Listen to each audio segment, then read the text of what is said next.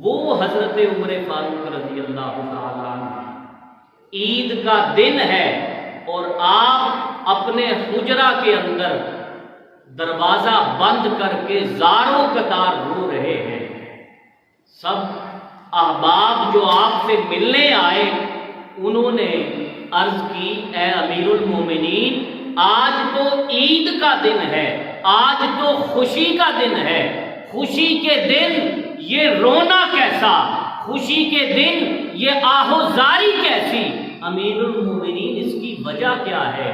آپ نے فرمایا، ھذا یوم العید وھذا یوم الوعید۔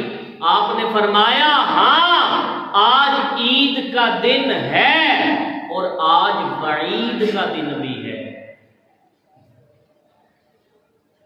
عید کن کی ہے اور وعید کن کے لیے ہے؟ آپ نے فرمایا جن کے روزے اور جن کی عبادات آج اللہ کی بارگاہ میں مقبول ہو گئی، یقیناً ان کے لیے تو عید کا ہی دن ہے، لیکن آج کچھ روزے دار ایسے بھی ہیں کہ جن کے روزے ان کے منہ پر دے مارے گئے، جن کی عبادات ان کے منہ پر دے ماری گئی۔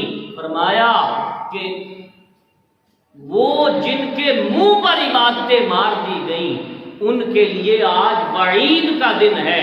اور آپ نے اگلا جملہ جو فرمایا، آپ نے فرمایا کہ مجھے معلوم نہیں کہ میں کن لوگوں میں سے ہوں، میں وعید والوں میں سے ہوں یا عید والوں میں سے ہوں۔